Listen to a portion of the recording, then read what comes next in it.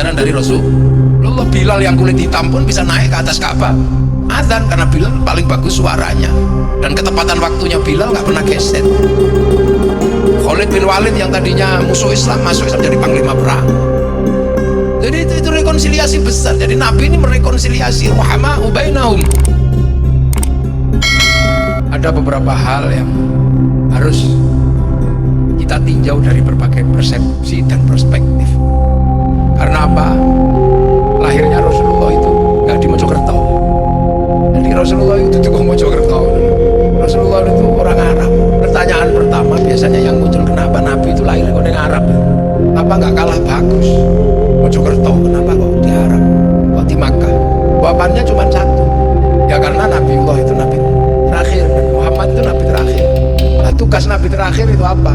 Menggembalikan manusia agar kembali ingat kepada yang Maha Kuasa, yaitu Allah. Nah, yang harus diingatkan itu siapa? Ya manusia. Makanya nggak ada di Al-Quran itu ya ayyuhal ghanam, itu nggak ada. Kambing nggak ketemu. Nggak ada di Al-Quran ya ayyuhal baqar, sapi kan. Yang ada itu ya ayyuhan nas, manusia.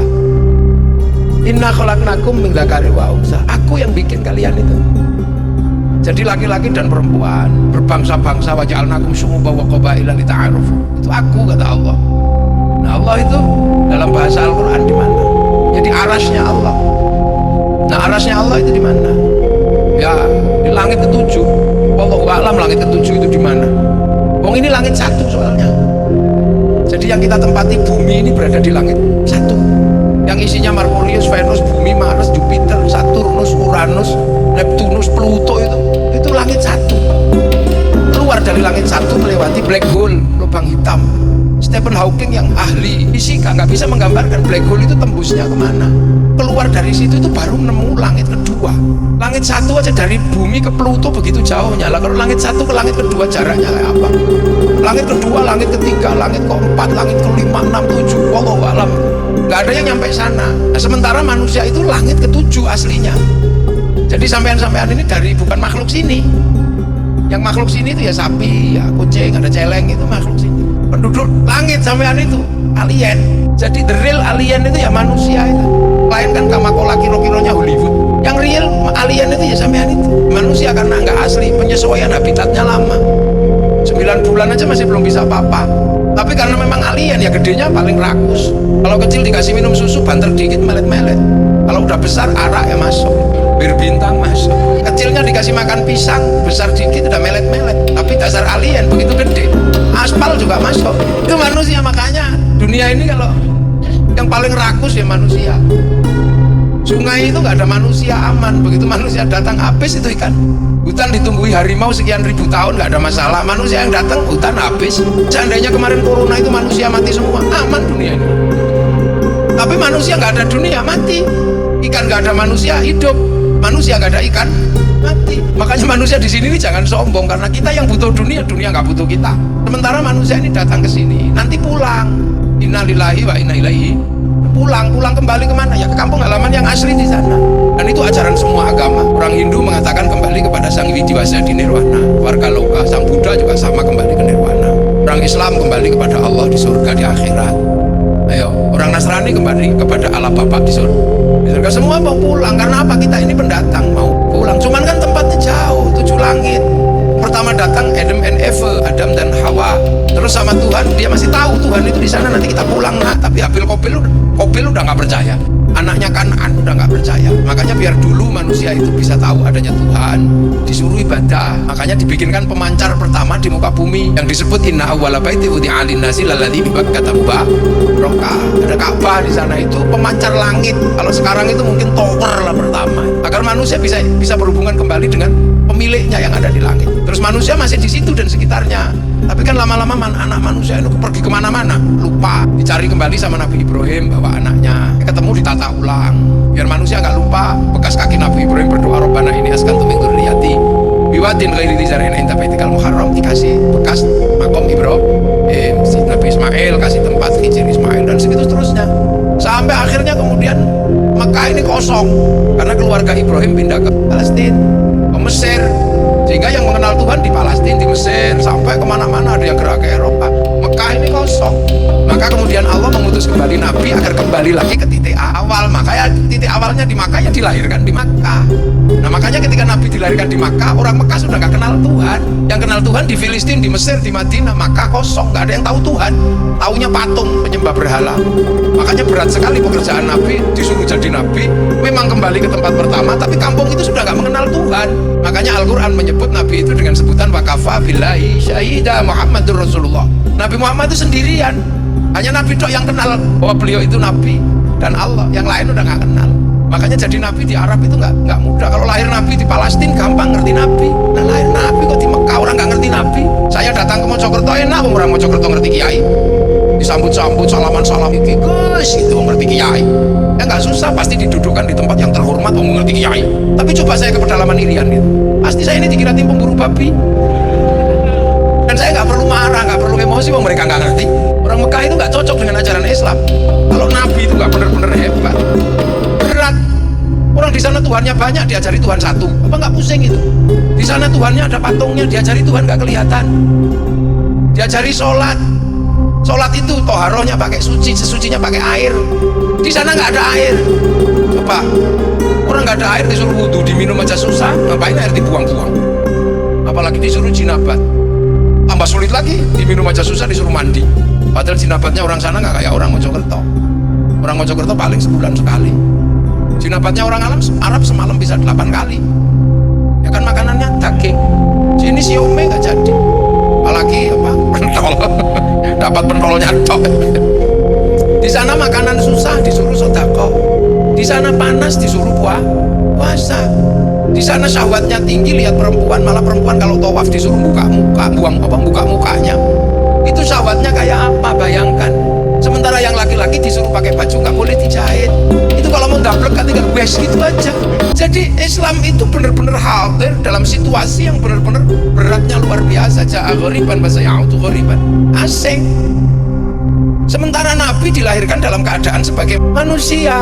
Laqad ja'akum rasulun min anfusikum, sesama manusia. Coba kalau Nabi itu lahir malaikat itu mungkin lebih galak das gitu. Manusia. Tapi sekarang orang nggak mau baca Nabi dalam sejarahnya. Yang selalu dibaca itu Nabi dalam qosidahnya, ya melambung-lambung. Cerita Nabi itu menjadi heroik betul kalau dalam qosidah. Tapi begitu dari sisi manusia, Nabi itu beratnya luar biasa. Hidup berat itu yatim. Nabi belum lahir sudah yatim. Hidup berat itu piatu, 6 tahun udah yatim piatu. Hidup berat itu ikut kakek. Nabi itu ikut kakek. Kalau hidup berat itu adalah ikut paman yang miskin. Kalau hidup yang berat itu harus beternak, survive di waktu kecil, Nabi sudah pelihara kambing. Kalau harus berdagang itu berat, Nabi sudah berdagang. Kalau hidup yang berat itu adalah hidup karena cintanya nggak kesampaian, Nabi juga cintanya nggak kesampaian. Nabi itu putus cinta juga, cintai Fakhitah sampai 2 kali ngelamar ditolak. Jadi putus cinta itu juga sunnah. Lah ya kan, kalau seandainya lelaki itu nggak enak karena dianggap dapat janda, Nabi dapat janda, tapi dapat janda itu juga sunnah. Kelaparan itu adalah nggak enak. Nabi kelaparan berapa kali? Bahkan ketika perang Khandaq, Nabi kelaparan sampai perutnya diganjel batu. Kalau hidup nggak enak itu dikhianati. Nabi berapa kali dikhianati? Bahkan sudah jadi Nabi masih dikhianati. Ketika persiapan perang Badar, ayo kita perang karena 3.500 orang sudah berjalan menuju Makkah. Siap semua? Siap ya Rasul. Begitu mau berangkat tinggal 300. Yang lain kemana? Lari ya Rasul. Doblah. Jadi kalau pilkada dikhianati teman gak ada masalah. Nabi udah lebih dulu. Sunnah Nabi ini komplit. Ayo apa? Dibenci sama tetangga. Nabi dari awal dibenci sama tetangga. Sampai nggak pernah lewat diludahi sama orang. Nabi diludahi sama orang. Sampai nggak pernah diembargo orang. Nabi diembargo. Siapapun tidak boleh menjual kalau Nabi mau membeli. Siapapun tidak boleh membeli kalau Nabi mau menjual. Sampai paling dipeloroki tonggone dok ya. Komplit Nabi itu. Makanya sampai jangan sok-sokan.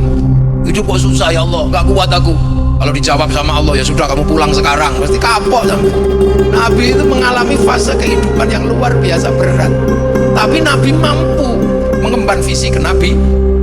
Yang tadinya nggak ada air suruh jinabat mau, panas mau suruh puasa, Tuhan banyak bisa diajari Tuhan satu. Dari sisi itu orang-orang bukan Islam pun mengakui betapa hebatnya Rasulullah. Tapi kalau membicarakan Rasulullah dari sisi manusia, bisa dibully kita itu sekarang. Saya pernah dibully gara-gara membahas Nabi dari sisi manusia. Padahal laqad ja'akum rasulun min anfusikum. bedanya Nabi, azizun alaihi ma'anitum harisun alaikum bil mu'minina raufur rahim. Semangatnya luar biasa untuk mencintai. Karena apa? Mengembalikan manusia kembali ke jalan Allah, rahmatan lil alamin. Nah, itu Rasulullah mampu. Akhirnya punya teman yang banyak, disebut walladzina ma'ahu, orang-orang yang hidup bersama Rasulullah. Yang nggak terima disebut kufar. Setelah itu konflik, langsung rukun, terjadi rekonsiliasi. Ruhama'u bainahum tarahum ruk'an sujada yabtaguna fadlan minallah wa ridwanan simahum fi wujuhihim min athari sujud.